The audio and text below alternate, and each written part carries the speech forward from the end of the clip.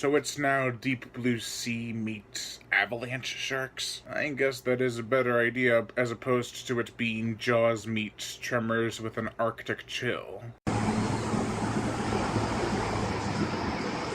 Jump on this Shark Week 3.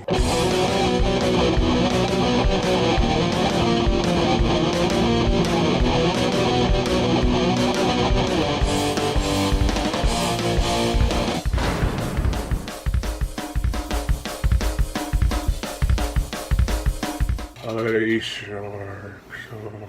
No, the sharks are not made out of ice in this movie. That'd be just stupid. Welcome to day 7, the final day of my Shark Week 3 Beyond the Species, titled Syfy Day. Let us begin.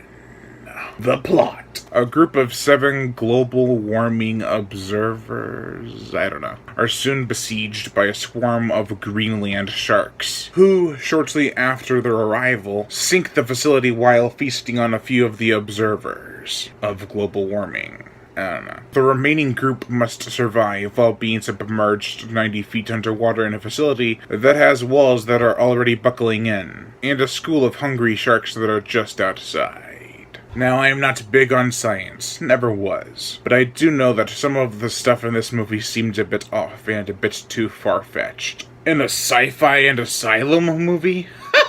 Whatever's convenience for the plot, I guess. While this is a survival movie, and most of it hinges on the actors and actresses' performances, I constantly felt a little underwhelmed during a lot of the action sequences, because the characters did not react that well to the surrounding threat. I am not saying they are bad at acting or anything. I'm just saying that everyone seemed a little bored and not really into this film. Which sucks because I think it's an awesome concept. Greenland sharks in a vast frozen land picking off hunters and hippies and turning the white snow blood red is a freaking awesome idea. I love that they chose Greenland sharks and didn't just go with a great white, even though they kind of look like great whites in a few scenes. The CG is actually pretty decent for the most part. The big CG cargo ship at the end was pretty bad, though. The gore, there's some decent carnage in this film. Not too much, though. We get a grotesque severed leg, a dude gets ripped in half, and there is some other decently gory scenes. I do wish there were more practical gore effects, but the severed leg was plenty gruesome. Also, the rubber practical sharks were cool, so it sort of makes up for it. The musical score, to be honest, it is just generic asylum music. Nothing all too great, and it sort of was like all the older asylum films' music, which I didn't always care for. Now, I am not saying that all the asylum films' music is bad, or even generic. Actually, I do enjoy quite a few of their films' music. This could have been a hell of a lot better, but it was still a fun time passer. There are some scenes that dragged on and became quite a bore, but I still found this film mostly enjoyable. Not everyone who enjoys sci-fi shark flicks will love it because it takes itself